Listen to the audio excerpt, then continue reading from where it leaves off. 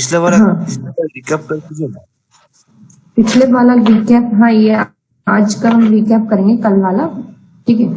तो हमने पढ़ा था कि different type of control statements होती हैं, कुछ कंडीशनल होती है, कुछ अनकंडीशनल होती है और कुछ लूपिंग बेस्ड होती है। कंडीशनल में क्या होता है कि एक कंडीशन सेटिस्फाई होती है तभी वो पर्टिकुलर स्टेटमेंट एग्जीक्यूट होती है। कंडीशन के अंदर कौन कौन सी आती है?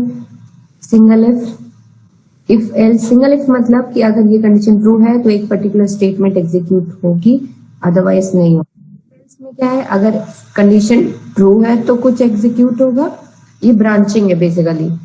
अगर ट्रू है, इफ कंडीशन ट्रू है तो स्टेटमेंट 1 एग्जीक्यूट होगी, अदरवाइज स्टेटमेंट 2 एग्जीक्यूट होगी, ठीक है।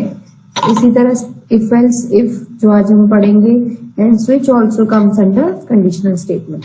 अनकंडीशनल में हमारे पास क्या है? Break, continue and go to. Return is also an unconditional statement, ठीक है।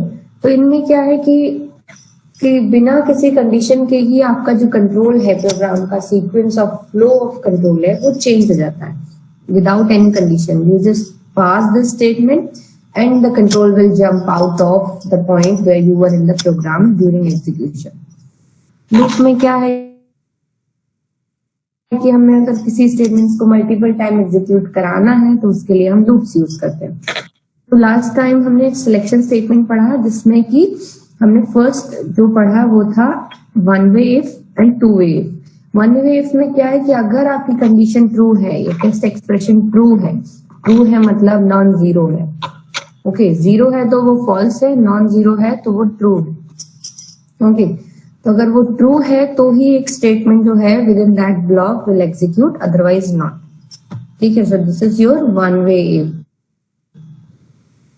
एक एग्जांपल हमने देखा था कि देखो, हमने 4 वेरिएबल लिए और मैक्सिमम ऑफ द 3 वेरिएबल में आइडेंटिफाई करना था। सारे इनपुट हमने कहाँ से लिए थे?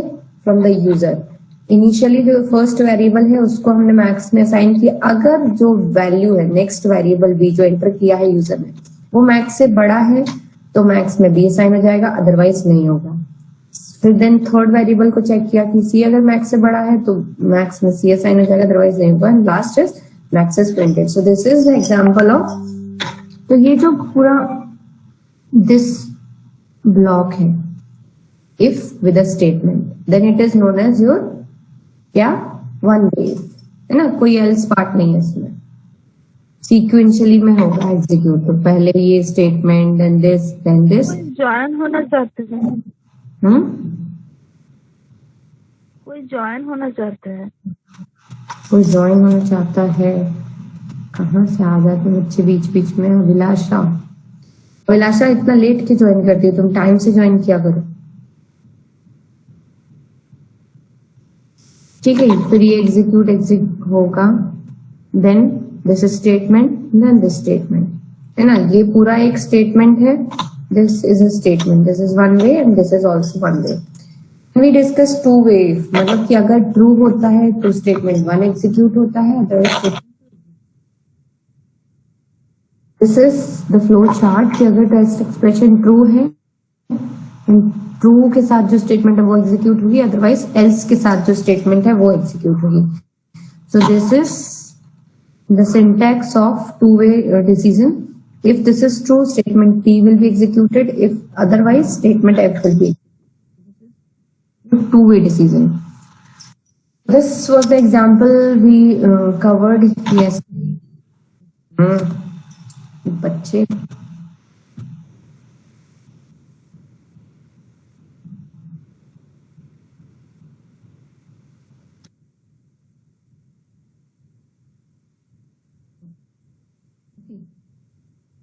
This was the last example we covered.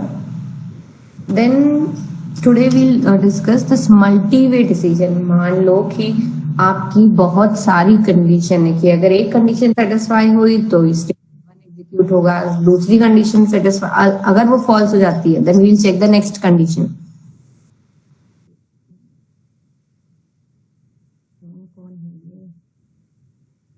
ये आप लोगों को टाइम पता नहीं क्या? 12:13 हो रहा है, आप 12:15 बजे ज्वाइन करेंगे क्लास में, जबकि मैंने 11:40 के अराउंड ही आप लोगों को कर दिया था message to join by time.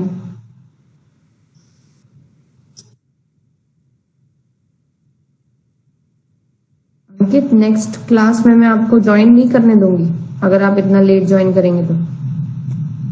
Ma'am class चलती है हम लोगों की। तो सबकी पहले- चलती होगी ना, बाकी लोग तो हैं क्लास में। 12 बजे मैम छोड़ा है। अरे तो सभी ने छोड़ी होगी ना, आपने अकेले से ने तो नहीं छोड़ी, सभी लोग क्लास में हैं, बाकी आप ही लेट आए हैं।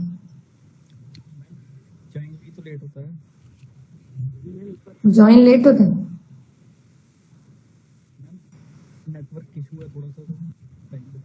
ये तो कौन है, मुझे आवाज ही नहीं आ रही तुम्हारी। कौन बोल रहा है बताओ। चलो छोड़ो, पढ़ाई करो। मल्टीवे में क्या है कि हमारी एक कंडीशन जो है अगर वो ट्रू हो जाती है तो कॉरेस्पॉन्डिंग स्टेटमेंट एग्जीक्यूट होगा, अगर वो फॉल्स होती है then we will check for next condition. देखो else space if then next condition then the statement corresponding to that. अगर वो भी फॉल्स हो जाती है then we come to the third condition, ठीक है, एंड सो ऑन।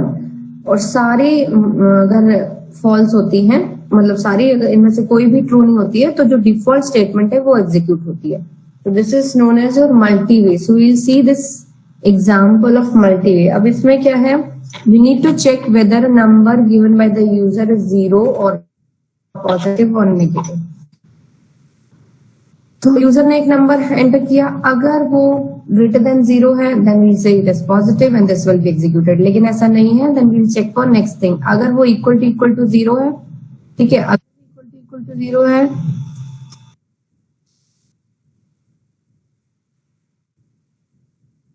मतलब अगर 0 के इक्वल है देन वी से द वैल्यू इज 0। हाँ बोलो। हाँ, हम लोग ये प्रोग्राम सिर्फ इफ लगा के कर सकते हैं। हाँ सारे if लगा के कर सकते हो, इफ लगा के ही तो कर रहे हैं अभी हम इसमें। नहीं, सिर्फ इफ। हाँ अभी नेस्टेड इफ के साथ भी मैं आपको बताऊंगी बच्चे। नेस्टेड इफ तो हम लोग एल्स इफ की क्या जरूरत है हम लोग के फिर? वो डिपेंड करता है कि आप इसको मल्टीपल तरीके से यूज कर सकते हो। इसको हम बोलते हैं इफ एल्स इफ लेडर, ठीक है। नेस्टेड इफ के साथ कुछ प्रॉब्लम्स होती हैं, वो भी अभी हम देखेंगे क्या होती है। तो इफ एल्स इफ लेडर जो है वो इक्वल इनटू स्विच के बराबर होता है, ठीक है। इसलिए आपको इफ एल्स इफ लेडर भी आना चाहिए। ओके, तो अगर ये 0 के इक्वल है तो 0 प्रिंट होगा, अदरवाइज ये डिफॉल्ट स्टेटमेंट आपकी प्रिंट होगी, ठीक है। So this is known as your multiway ifs और multiway selection. Is this program clear to you? Yes, ma'am. Yes ma'am. Then comes the nested if. Nested if में क्या करते हैं हम, अब जैसा बोला रिया ने कि क्या हम सिर्फ इफ से भी कर सकते हैं? हाँ, तो हम क्या कर सकते हैं कि instead of specifying if else if ladder हम एक ही एक्सप्रेशन के अंदर दूसरा इफ ब्लॉक यूज कर सकते हैं। और ये जरूरी नहीं है कि आपको एल्स पार्ट स्पेसिफाई करना ही हो। हम इफ के साथ condition 1 within this block again you can specify an if condition 2 and the statement corresponding to this। तो अगर ये दोनों कंडीशन ट्रू होंगी तभी ये स्टेटमेंट एग्जीक्यूट होगी, अदरवाइज नहीं होगी। तो इस तरह से भी हम स्पेसिफाई कर सकते हैं। नेस्टेड इफ मतलब एक इफ के अंदर दूसरा इफ, ठीक है, दूसरे के अंदर तीसरा इफ। तो नेस्टेड मतलब एक दूसरे के अंदर इफ बाय इफ हमें एक्सप्रेशन हम स्पेसिफाई कर सकते हैं कि टेस्टिंग के लिए। यहाँ पर कुछ एग्जांपल्स आप देख सकते हैं कि एक इफ के अंदर हमने एक इफ एल्स स्पेसिफाई किया है और उसकी डिफॉल्ट स्टेटमेंट है। यहाँ पे क्या है, एक इफ के अंदर हमने एक इफ एल्स स्पेसिफाई किया है दूसरे एल्स के साथ, अगेन दूसरा इफ एल्स स्पेसिफाई किया है। So both of these are allowed, ठीक है। So let's see one example. Largest of the 3 number using nested if. क्या किया हमने, एंटर कराया यूजर से 3 नंबर, ठीक है। देन अगर a is greater than b, अगर ये ट्रू है, then we check whether a is greater than c और नॉट। अगर c से भी greater than we will say a is the biggest and print a, otherwise क्या है, c इज द ग्रेटेस्ट। दूसरे पार्ट में क्या है कि if this is false, then check whether b is greater than c, then print b, else print c. So this is an example of nested if. Can you all code this? समझ आ रहा है ये programme? Ma'am एक बार फिर से repeat. देखो यहाँ क्या बोल रहा है, हमने यूजर से 3 नंबर लिए, 3, 5 एंड 2, है ना। तो पहला ये this is your A, this is your B, this is your C. First time जो चेक होगा A is greater than B, पहले चेक करेगा कि A is greater than B है क्या, 3 इज ग्रेटर देन 5 और नॉट, है ना। उसके बाद अगर वो ग्रेटर है, let's say if this is true, तो ये चेक करो कि थर्ड वेरिएबल जो है आपका वो भी मतलब ए उससे भी ग्रेटर है या नहीं। अगर ए दोनों वेरिएबल से ग्रेटर है तो हम क्या कह सकते हैं, ये प्रिंट ए, हाँ मतलब ए ही ग्रेटर है। एल्स आपका ए तो ग्रेटर है बी से, लेकिन c is greater than a, then print सी।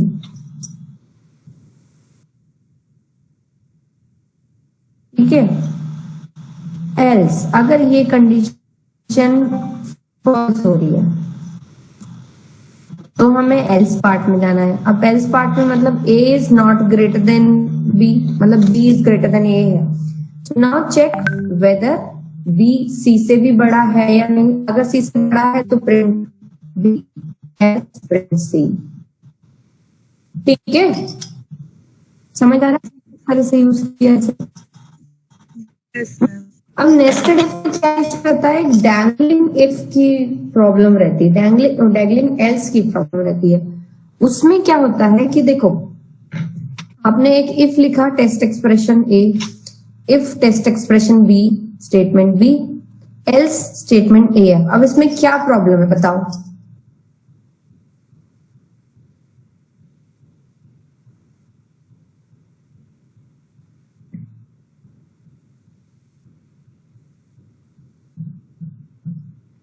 क्या प्रॉब्लम है इसमें?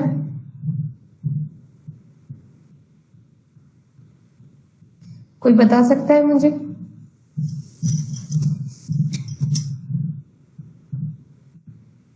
किसी को नहीं पता। तो इसमें इशू ये है कि इफ जो एल्स पार्ट है वो कौन से इफ को बिलोंग करता है, ये कैसे आइडेंटिफाई हम करेंगे। ठीक है, अभी क्या लिखा है यहाँ पे, if condition 1, if condition 2, statement 1, else statement 2। तो ये जो एल्स है वो इस इफ का एल्स है या फिर इस इफ का एल्स है। So this is known as your dangling else problem. Ma'am इसको तो पैरेंथेसिस लगा के भी तो मतलब पता कर सकते हैं, ऐसे इस वाले कर सकते हैं। देखो ये जो सिंटेक्स है ये गलत नहीं है फिलहाल, ठीक है, ये सही सिंटेक्स है। बट प्रॉब्लम ये है कि एल्स कौन से उसको बिलोंग करेगा। तो एल्स जो है ना, जो नियरेस्ट इसका इफ होता है उसको बिलोंग करता है, जबकि देखो यहाँ पे क्या लिखा है, नियरेस्ट इफ है उसको बिलोंग करता है। बट इन एक्चुअल ये जो है ये एल्स बिलोंग किसको कर रहा है, इस इफ को, क्योंकि अगर ये ट्रू है तो ये पोर्शन एग्जीक्यूट हो रहा है टोटल, अदरवाइज इस कंडीशन के फॉल्स होने पर इसको एग्जीक्यूट कर रहे हैं। ठीक है, तो ये प्रॉब्लम आती है ना, क्योंकि हेलो मैम, हाँ एग्जाम्पल देके मैम समझा दीजिए मैम। हाँ एग्जाम्पल देके समझाऊंगी। मैम अभी आपने बोला था कि नेस्टेड इफ में जो पहला वाला इफ है अगर वो ट्रू कंडीशन होता है फिर उसके बाद हम नेक्स्ट वाले इफ में जाते हैं। तो फिर मैम एल्स तो आई थिंक जो दूसरा वाला इफ है उसी के लिए होना चाहिए। हाँ होना चाहिए, लेकिन अगर आप चेक करोगे ना, एक्चुअली में क्या है कि यहाँ पे जो उन्होंने एक्सप्रेशन दिया है वो ये वाला इफ एल्स है। बेसिकली इन्हें क्या करना चाहिए था कि ये इस तरीके से ब्रैकेट्स को क्लोज करना चाहिए था, है ना। Yes ma'am. हाँ, तो वही हमारा सॉल्यूशन रहता है कि अगर हमने जस्टिफाइबली आपके दिए हैं brackets, then only this dangling else problem can be solve. Otherwise क्या होगा, देखो जैसे आपने क्या लिखा, if a is greater than b, ठीक है, if b is greater than c, if a is greater than c print a, ठीक है। अब एल्स प्रिंट बी। तो यहाँ पे क्या है कि हम क्या चाह रहे थे, अगर ए बी से बड़ा है और ए सी से भी बड़ा है तो प्रिंट ए हो जाए। एल्स अगर ये कंडीशंस फॉल्स हो रही है देन प्रिंट बी। यही है ना बेसिकली। तो ये लेकिन इस केस में क्या हो रहा है कि जब ये दोनों फॉल्स होंगे, पहले ये ट्रू होगा, ठीक है, उसके बाद ये चेक करा जाएगा कि ए इज ग्रेटर देन सी है या नहीं। अगर ये नहीं है तो ही प्रिंट बी होगा, अदरवाइज प्रिंट बी नहीं होगा, ठीक है। मतलब जब ये कंडीशन ट्रू होगी तभी ये एग्जीक्यूट होने के चांसेस हैं, अदरवाइज नहीं है। जबकि जब ये क्या होना चाहिए, अगर ये फॉल्स है तो एग्जीक्यूट होना चाहिए, लेकिन ये एग्जीक्यूट नहीं हुआ। क्यों नहीं होगा, क्योंकि इसके ट्रू होने पर it will look into this. अगर ये कंडीशन फॉल्स हो रही है तभी ये प्रिंट होगा, अदरवाइज नहीं होगा, ठीक है। समझ में आ रहा है? Yes ma'am. Yes ma'am. तो क्या हमारे पास सॉल्यूशंस है? It can either we can use a null else or use of braces to enclose the true action of the same.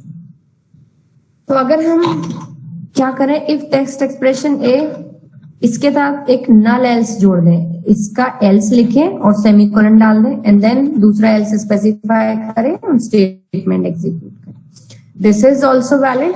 या फिर हम क्या कर सकते हैं, ब्रैकेट्स डाल दिए ट्रू स्टेटमेंट में, दूसरा एल्स अपने आप एग्जीक्यूट हो जाएगा। Is it clear? Yes ma'am. Yes ma'am. कुछ नहीं। ओके, चलो बताओ क्या आउटपुट आएगा इस प्रोग्राम का।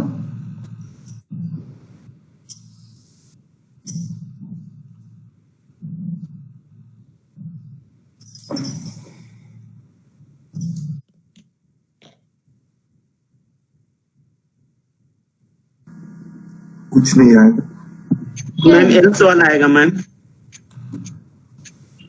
करो देखो।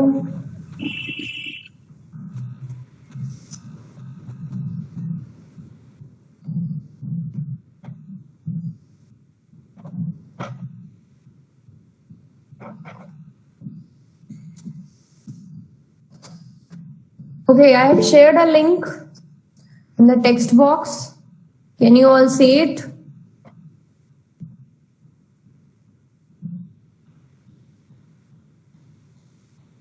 Yes ma'am. क्या है उसमें?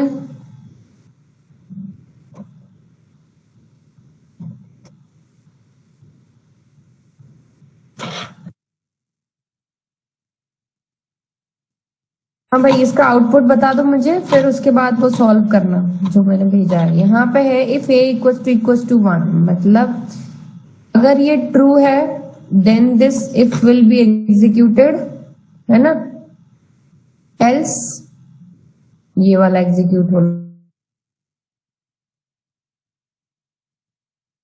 हैंडलिंग एल्स प्रॉब्लम है, तो ये एल्स किसको बिलोंग कर रहा है? कुछ नहीं आ रहा है। कुछ नहीं आ रहा है? ऐसे कैसे? कुछ भी नहीं आ रहा खोलने पर? नहीं मैम, रन हो रहा है और फिर ब्लैंक है। कहाँ ब्लैंक आ रहा है? मेरा तो आ रहा है खोलने पर। कितने लोगों का खुल रहा है क्विज? नहीं मैम, ये प्रोग्राम का बता रहा हूँ मैं। कहाँ प्रोग्राम का आउटपुट कुछ नहीं आएगा। क्यों नहीं आएगा? ओके, क्योंकि इसमें डैंगलिंग एल्स प्रॉब्लम है। कुछ नहीं आया मैम। हाँ, क्यों नहीं आया? क्योंकि a इक्वल्स टू 2 है, यहाँ पे हमने क्या चेक किया, a इक्वल्स टू 1 है या नहीं, तो ये तो फॉल्स हो गया, तो ये पार्ट एग्जीक्यूट होगा ही नहीं, जबकि इसको एग्जीक्यूट होना चाहिए था। अब यहाँ पे डालो तुम लोग क्या डालोगे, इस पर्टिकुलर थिंग को ब्रैकेट में बंद करो, तो देखो क्या प्रिंट होगा।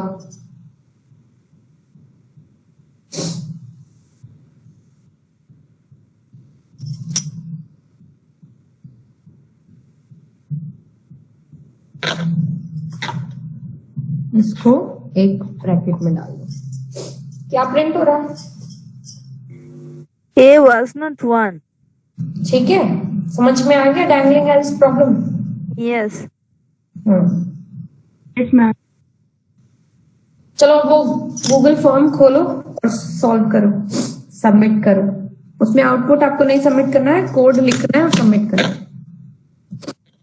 Right right now.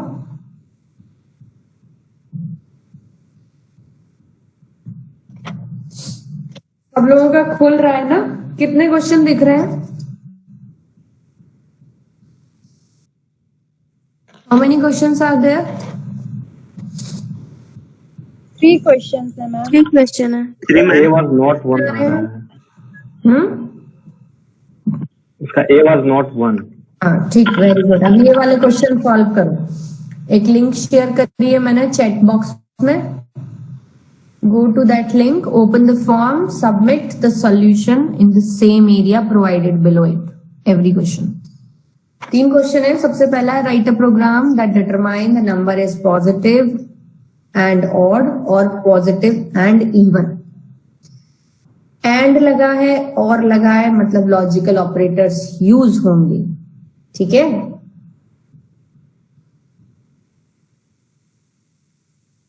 है write a program that determine the number of days in a month, कि पर मंथ में कितने डेज होते हैं ये डिटरमाइन करना है।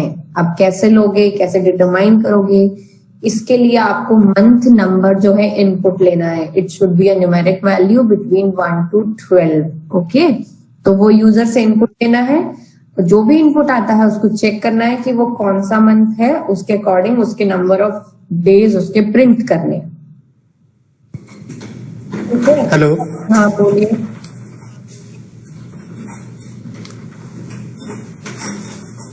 सुन रही हूँ मैं, बताइए।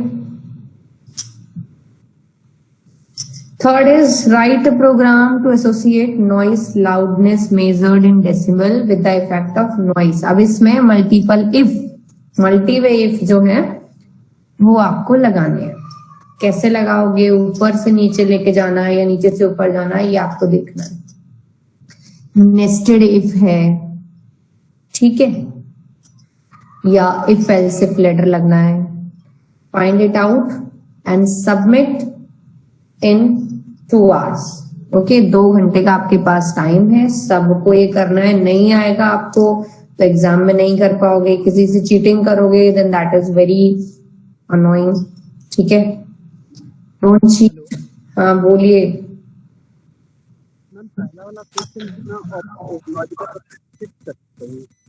लॉजिकल ऑपरेटर तो डालने पड़ेंगे ना इफ कंडीशन के।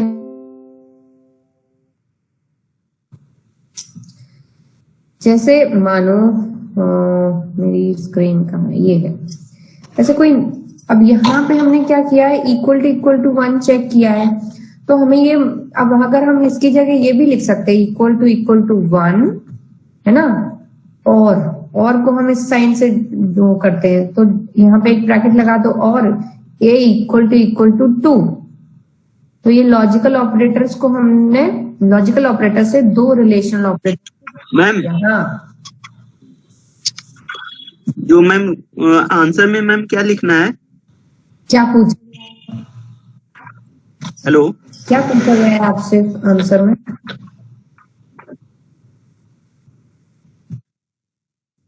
पूछा गया है कि number is positive and odd और पॉजिटिव एंड इवन। जो भी नंबर है उसे बताना है कि वो ऑड है एंड पॉजिटिव है या इवन है और पॉजिटिव है, ये बताना है, ठीक है। पॉजिटिव कैसे चेक करेंगे?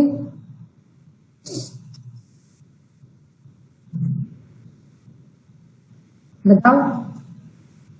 ग्रेटर देन 0 पे, greater than 0।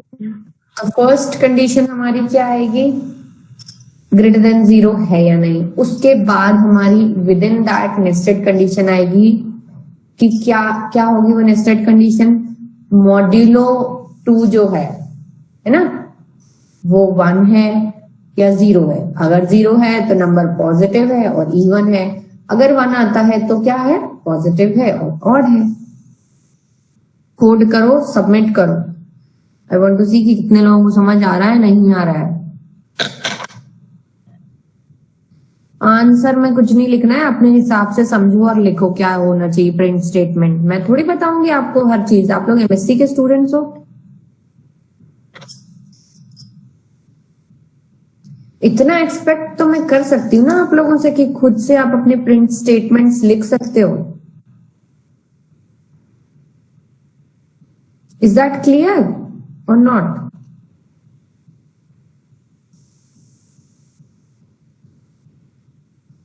So I'm waiting for your responses. Submit it at the earliest.